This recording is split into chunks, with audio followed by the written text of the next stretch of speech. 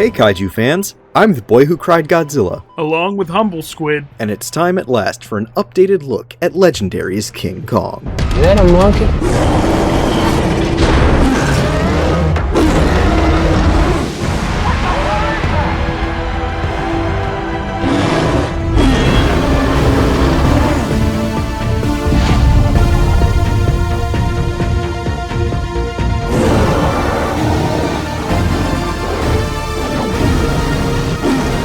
Despite the overwhelming success of King Kong vs. Godzilla in 1962, the stars, and legal rights, never seemed to realign for a rematch. That changed during the production of Legendary Pictures' Godzilla. CEO Thomas Tull pushed for a new King Kong movie set in the same Monsterverse that would pave the way for a titanic crossover.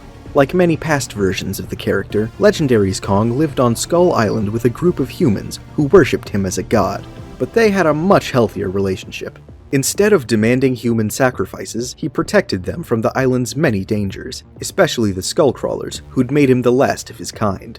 In 1973, a group of outsiders came to the island in helicopters and started dropping seismic charges. And that was when his problems really began.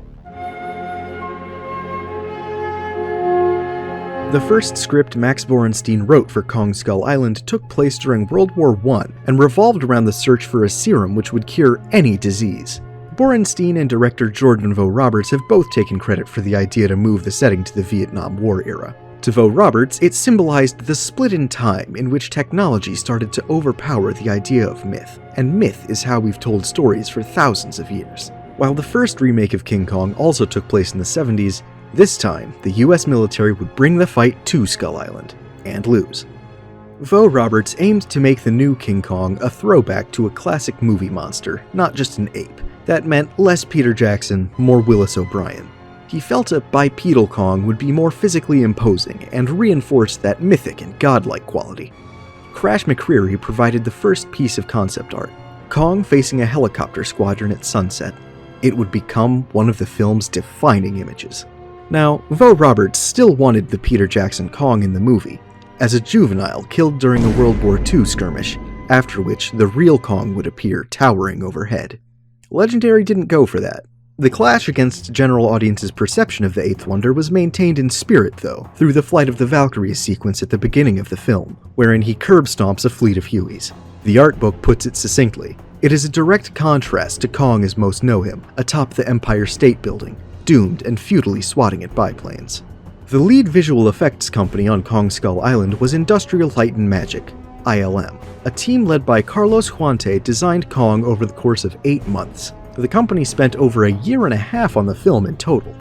Huante took Vogt Roberts' directive seriously, even drawing new Kongs over stills of the original 1933 design. As a consequence of his stature and how often he'd be seen up close, the character's 3D model was dense, over 500,000 polygons, with his face comprising around half of that. One of the most grueling tasks for the VFX artists was creating the 19 million hairs on Kong's CG model, a year-long endeavor. The complexity of these was impressive, with tools used to simulate the monster's hair at different stages of wetness, drying into clumps and getting glossier, and becoming singed and fusing after being burned. The damage would carry not just from shot to shot, but build throughout the film. Motion capture was a major component of Peter Jackson's 2005 King Kong remake, with Andy Serkis portraying the eighth wonder of the world. It was less practical to translate a human performance to a Kong who stood over 100 feet tall. Terry Notary, a key player in the recent Planet of the Apes movies, performed as Kong in several sessions. Of how he approached the role, Notary detailed, "He's just a kid. He's the last of his kind and simply an adolescent who has to take on this incredible responsibility. It was a lonely place. I had to make myself very vulnerable.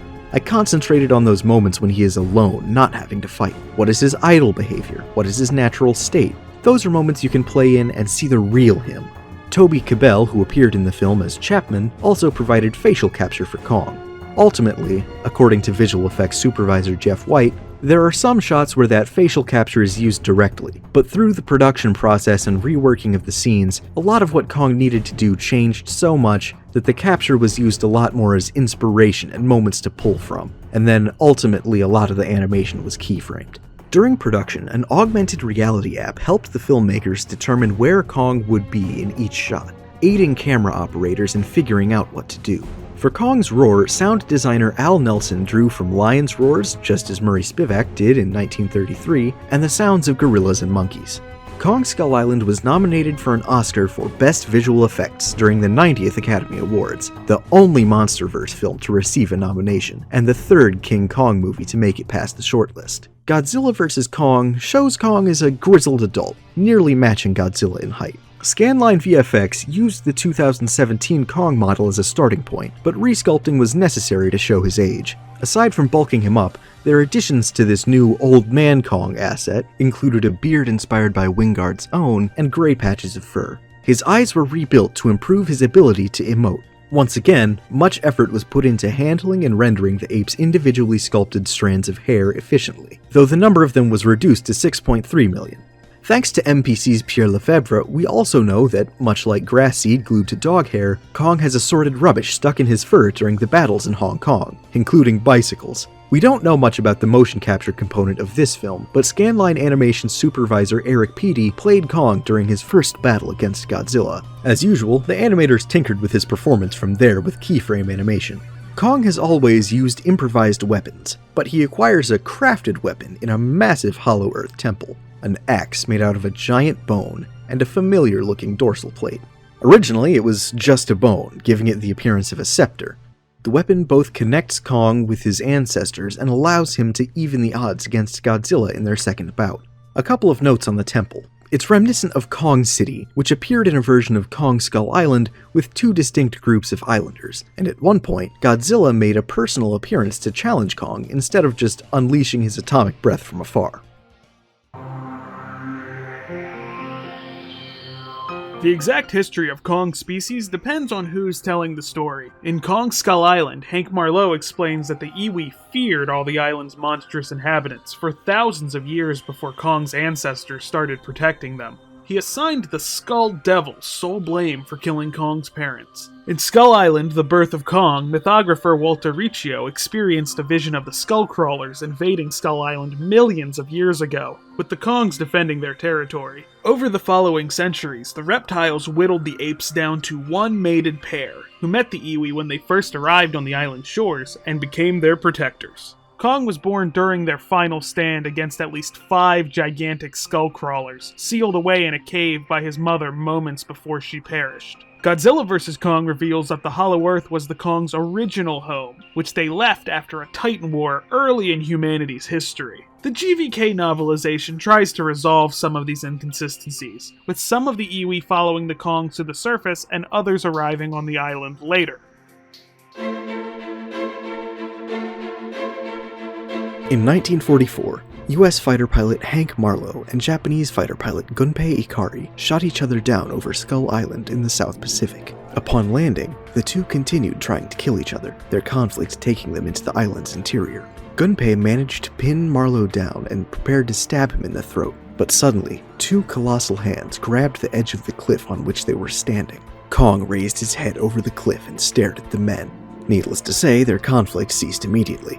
In 1973, the struggling Monarch Agency successfully convinced U.S. Senator Al Willis to let it join a Landsat mapping mission to the recently uncovered Skull Island.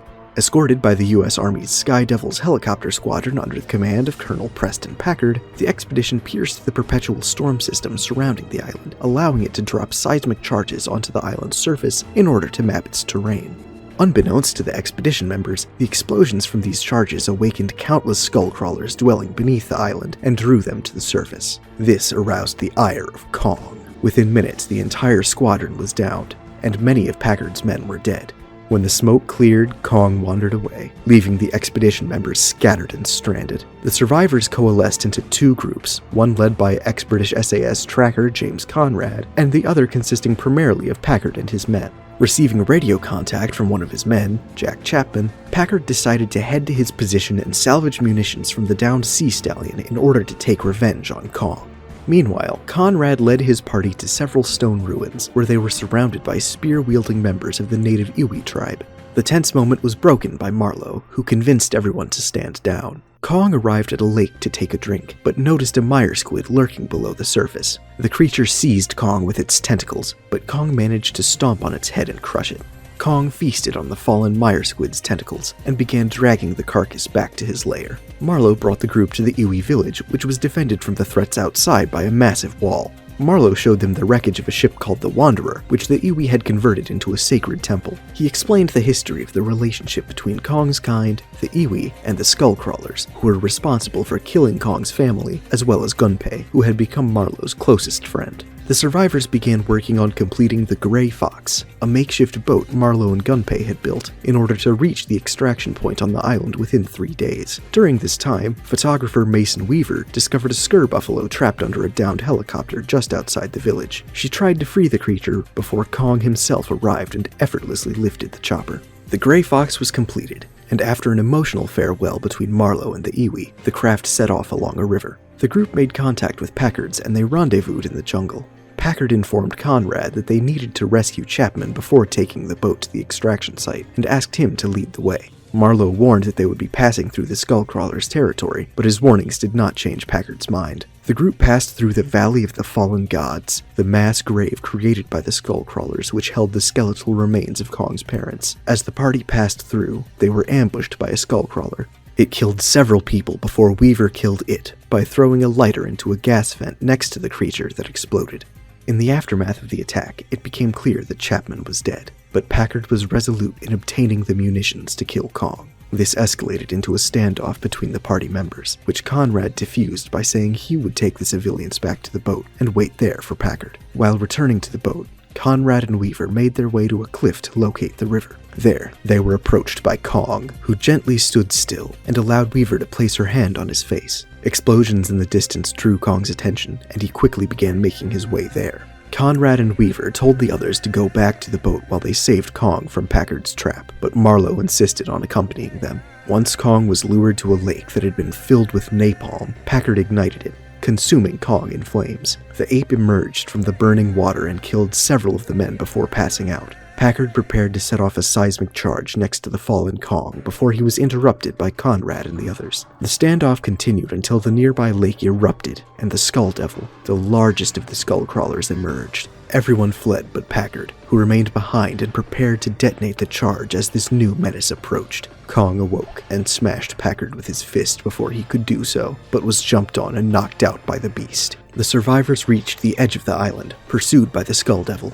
Weaver climbed a nearby cliff to signal the boat with a flare. Kong soon leaped into action and slammed a boulder into the Skull Devil's face before it could kill the survivors, and the two behemoths did battle. The Skull Devil proved more than a match for the weakened Kong, sending him crashing into an old shipwreck where he became entangled in its anchor chain. Soon, the Gray Fox opened fire with its machine guns. As the beast turned and went after the humans, Kong freed himself from the chain and wielded a makeshift flail formed from the chain tied around the boat's propeller. He threw it at the Skull Devil and it embedded itself in its shoulder. He wrapped the chain around the monster's neck and slammed it into the cliff on which Weaver was standing, causing her to fall into the water below. Kong grabbed the end of the flail in his hand and slit the Skull Devil's throat with an uppercut, seemingly killing it. He grabbed Weaver and rescued her from the water, but the Skull Devil returned with a vengeance, using its prehensile tongue to pull Kong's hand with Weaver in it down its throat. Mustering all of his strength, Kong yanked his arm free, disemboweling the Skull Devil in the process. He set Weaver down and walked away.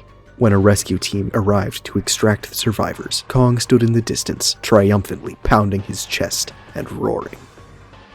By 1995, Kong continued to defend the Iwi, and do battle with the most hostile Skull Island megafauna. When a renegade team of Monarch scientists crash-landed on the island and were menaced by a pack of death jackals, he swiftly crushed them under fist and foot before lumbering away. A few days later, as the operatives went on a pilgrimage to the Valley of the Fallen Gods, they woke up a massive siren jaw. Kong soon intervened, tearing off half of its face. Within days, Mad Monarch member Walter Riccio blew a hole in the Iwi wall with leftover explosives from the 1973 expedition, allowing several mother longlegs to enter the village. Kong made short work of the arachnids before smashing the worshipful interloper under his massive fist. After Ghidorah called the world's titans to arms against Godzilla, a map on the Argo showed Kong leaving Skull Island. As we'll discuss in trivia, this was an error by the filmmakers. Their intent was for Kong to ignore the call.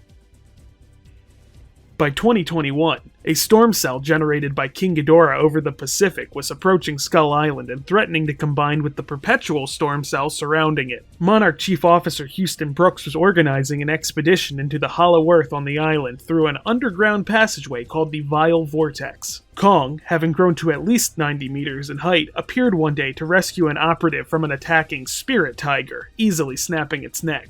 Brooks later observed Kong from a chopper as he ate a Myers squid. Kong seemed to know he was being observed, but for some reason he didn't care. Kong proceeded to rescue a scare buffalo trapped under a fallen tree, only to be attacked by a swarm of psycho vultures. Kong dispatched the swarm, but couldn't stop the buffalo from being killed in the attack.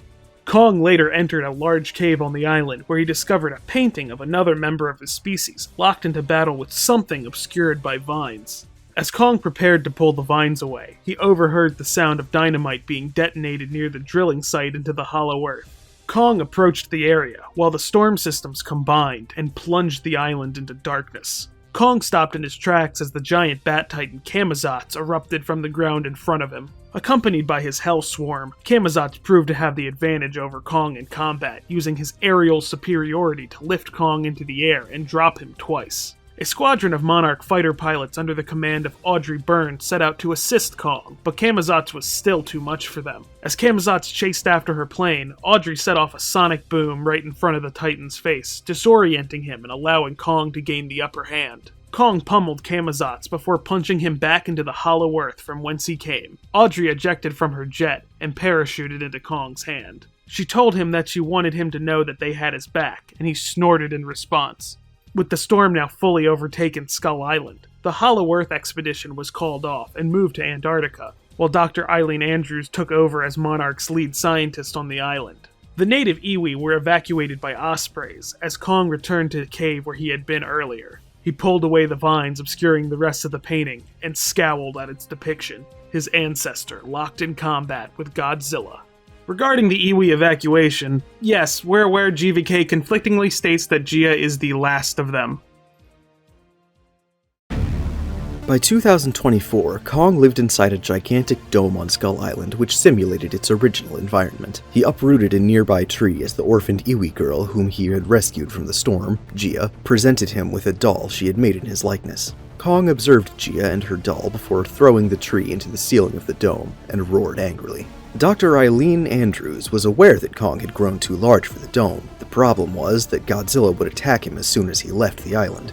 In the meantime, Godzilla raided an Apex cybernetics facility in Pensacola, Florida, prompting humanity to declare him an enemy. Apex approached former Monarch scientist Dr. Nathan Lind and proposed an expedition into the Hollow Earth in order to obtain an energy source that would allow them to construct a weapon capable of competing with Godzilla. Lind was convinced, suggesting that a Titan could use its genetic memory to help show the way to the energy source. He traveled to Skull Island and convinced Andrews to bring Kong along on the mission, so long as she had full authority when it came to him. Kong was sedated and loaded onto a ship, escorted by a naval fleet headed for a Hollow Earth entrance point in Antarctica. Maya Simmons, daughter of CEO Walter Simmons, represented Apex on the mission. One night, Kong became restless and pulled at his chains. Gia wandered onto the ship's deck and held out her finger to Kong, who calmed down and responded by touching his own finger to hers. Andrews ran after Gia, who explained that Kong told her he didn't believe Monarch really wanted to help him. Kong then lifted his hand and signed the word home twice, much to Andrews' shock. The next day, Andrews met with Lind, who raised the prospect of Gia giving commands to Kong. Andrews dismissed the notion, feeling that Kong was beyond human control and Gia was too young to have the responsibility. As an alarm sounded on the ship, Gia ran to Andrews and signed to her that Godzilla was coming. Godzilla plowed through the fleet as he made his way directly to the ship holding Kong. He roared into the water below just before Godzilla burst from the sea and capsized the ship. Kong struggled to free himself from his chains as the ship filled with water. Lind managed to release the chains holding Kong, allowing him to fight back and get back onto the deck of the ship as it righted itself. Seeing his foe circling around, Kong leapt onto one ship and then onto an aircraft carrier. Godzilla climbed onto it, and the two traded blows. After being tackled off the ship, the Big G destroyed it from below with his atomic breath. Kong leapt off just in time and proceeded to be dragged into the depths. The detonation of depth charges to disorient Godzilla allowed the ape to escape with his life. The humans attempted to stop Godzilla's attack by turning off what remained of the fleet's power, essentially playing dead. Surprisingly, this actually worked. The king of the monsters ended his attack and left. Helicopters and ospreys airlifted Kong the rest of the way to Outpost 32 in Antarctica, depositing him near the carved-out entrance to the Hollow Earth. Gia approached Kong from an overlook and signed to him that his home was through that passage, but he did not respond. With Lin's encouragement, she added that there might be others like him through there, and he immediately charged through the entrance. They gave chase in Apex's Hollow Earth aerial vehicles, or heaves. Kong swung himself across pipes on the ceiling of the entrance tunnel before falling into a pit at the end of the cavern. The Apex aircraft followed after, passing through the ancient superhighway Monarch researchers dubbed the Vile Vortex, bringing them to the Hollow Earth. Kong ran through the vast underground world with the heaves in pursuit until one of them was abruptly destroyed by a warbat. A second warbat flew directly toward the heave containing the main characters, but Kong grabbed it by the tail and slammed it onto the ground, a pointed rock impaling it straight through the skull. The other one circled back and constricted Kong, suffocating him with its wings until fire from the heave forced it to release him. Kong promptly grabbed it and slammed it onto the ground, pummeling it to death and tearing off its head before drinking the contents of its skull.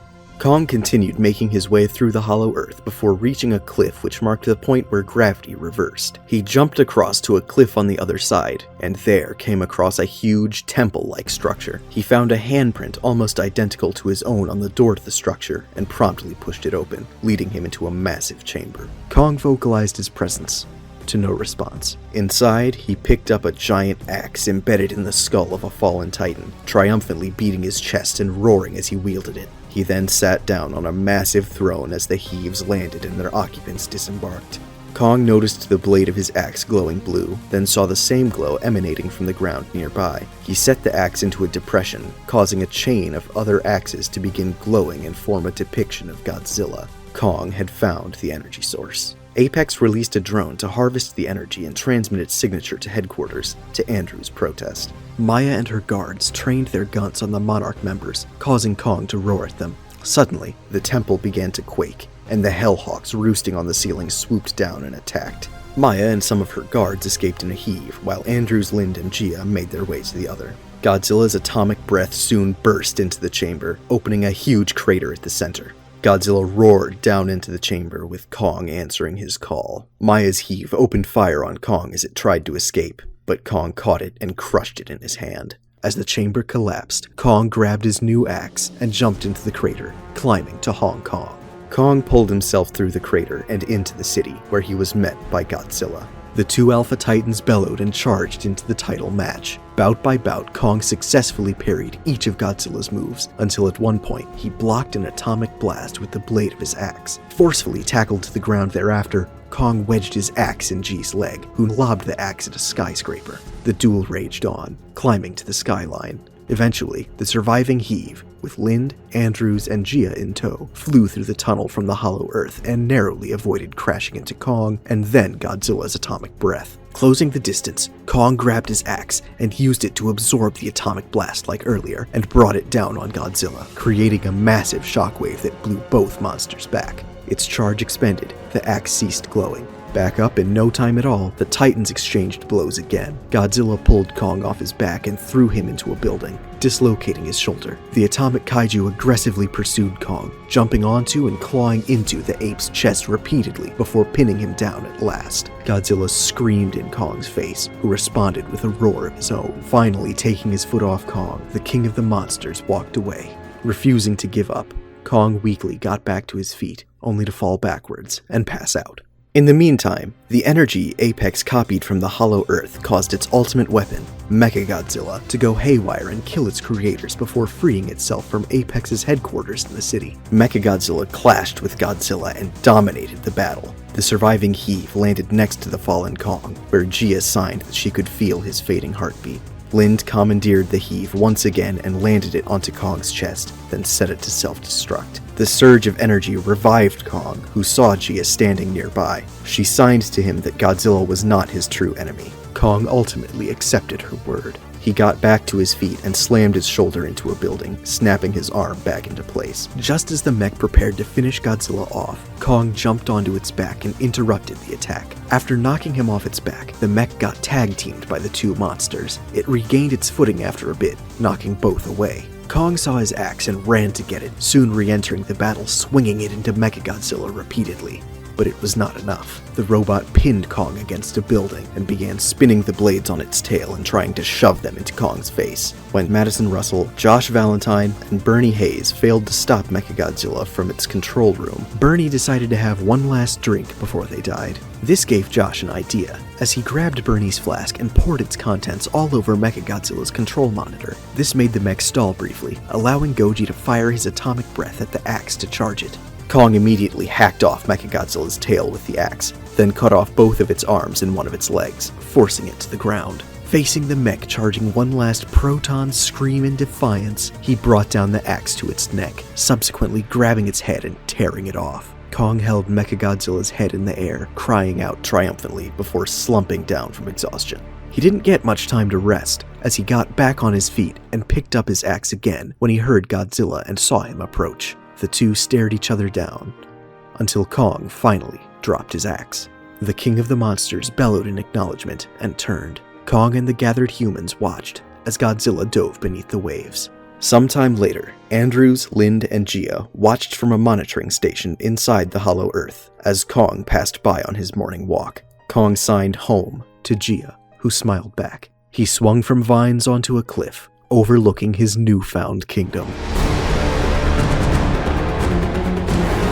A great ape, Kong naturally possesses immense physical strength, delivering a crushing force with his punches, and hoisting or heaving objects ranging from hundreds to tens of thousands of metric tons. He effortlessly manhandles smaller beasts like the skull crawlers and warbats. He tore off Mechagodzilla's head, spinal cord and all, and while the Skull Devil proved to be a physical match for the adolescent Kong, he managed to yank his arm out of the beast's gullet, tearing out its innards in the process.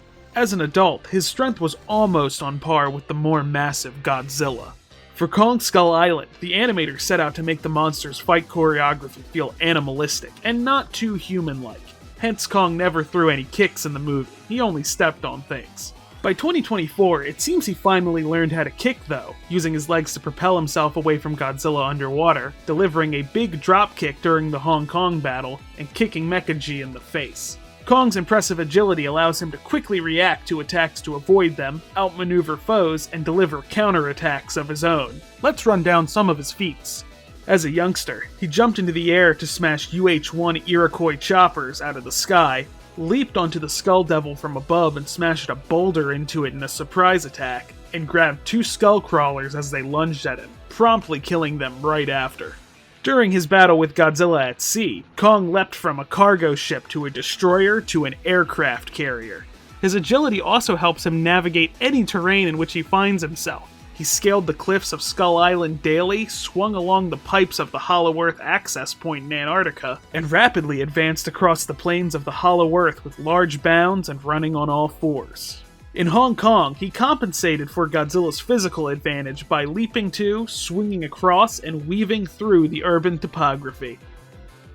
Being an ape, Kong is highly intelligent. He is capable of communicating with Gia using sign language, and outsmarting his foes in combat when brute strength isn't enough. He outsmarted Godzilla in their Hong Kong battle by moving between structures, misdirecting him and ambushing him. Kong's intelligence and dexterity grant him the ability to use improvised weapons in combat. He has a particular knack for using trees as javelin-like projectiles, which he can throw with remarkable accuracy, or as makeshift clubs. He also knocked a chopper out of the sky using another downed one. He later turned the tide in his battle with the Skull Devil by creating a makeshift flail from an anchor chain and ship propeller. He kept Godzilla at a distance in both of their battles and threw environmental objects at him.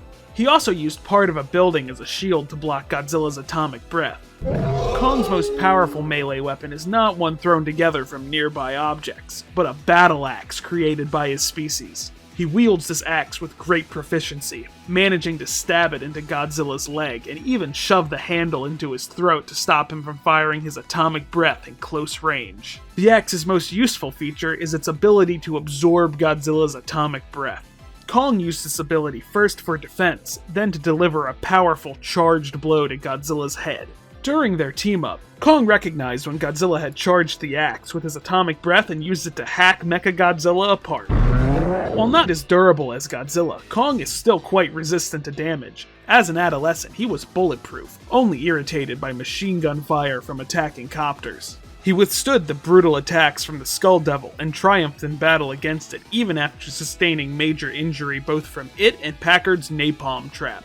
As an adult, Kong is even more resilient and stood up to attacks from the larger and stronger Godzilla without being mortally injured. To a point. Once revived by the heave explosion, Kong managed to reset his shoulder and instantly rejoined the fight at apparent full strength despite the brutal beating he just endured. But yeah, he's not without weaknesses. As an adolescent, he had the palm of his hand sliced into by tail rotor blades of a helicopter he grabbed. He was also injured when set ablaze in a lake filled with napalm, rendering him unconscious. He was nearly defeated by the Skull Devil in their ensuing battle, before the humans intervened. As an adult, and despite his best efforts, Kong was thoroughly outclassed by Godzilla in their underwater clashes, barely escaping with his life and only after human intervention. In their Hong Kong battle, he still proved physically weaker than Godzilla, his foes' attacks dealing more damage whenever they connected. An atomic breath merely grazing his back burned him and forced him out of the sky. He couldn't hold up to a frenzied series of attacks from Godzilla, which resulted in his arm being dislocated, and his chest being sliced into and crushed. The severity of his injuries caused Kong to pass out and his heartbeat to fade, before he was revived by the heave. He's also inferior in strength to Mechagodzilla, which easily tossed him aside and nearly killed him by driving its drill-tipped tail into his face. At least he got the finishing blow.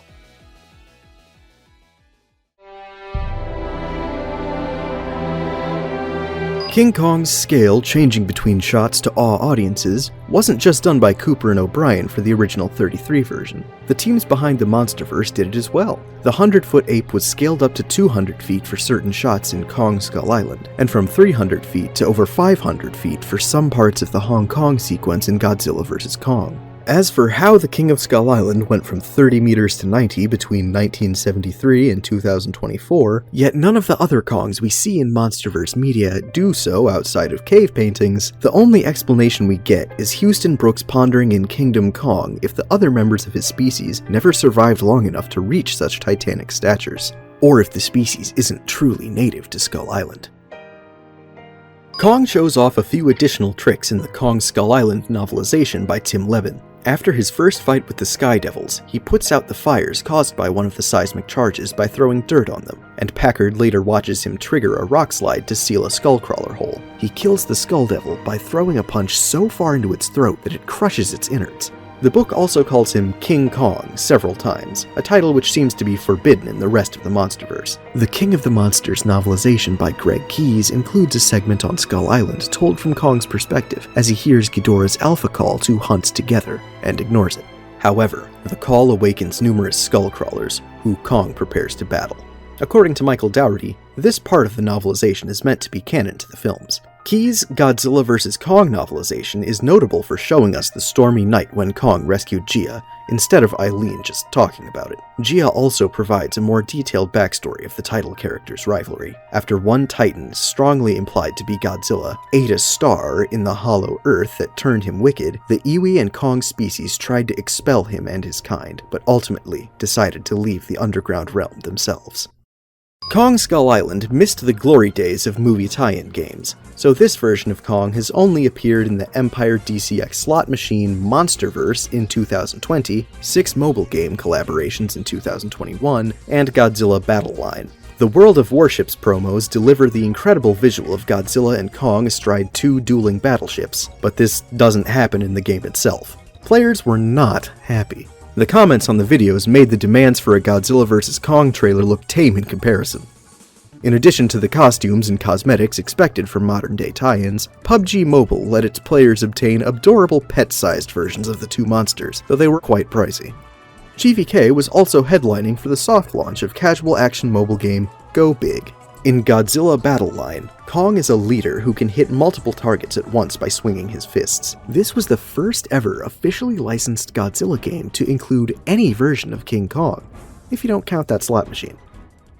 For the kaiju fans too young to watch Kong slurp Warbat brains, he's also starred in 2 picture books, Kong and Me and Godzilla vs. Kong. Sometimes friends fight, but they always make up. Kong and Me is told from Gia's perspective and chronicles a day in their lives on Skull Island. In Sometimes Friends Fight, Godzilla and Kong travel the world demonstrating the key tenets of friendship, and even make nice with Mechagodzilla. Godzilla vs. Kong ends on a high note for the Eighth Wonder, but his trials are likely to continue. Netflix announced an animated Skull Island series in January 2021, and it seems Kong will appear in the 5th Monsterverse movie as well. Last year, we learned that Legendary is trying to get Adam Wingard to direct the next Monsterverse movie, with Son of Kong as one of the proposed titles. Almost 90 years after his first movie came out, the King's as in demand as ever. Thanks for watching!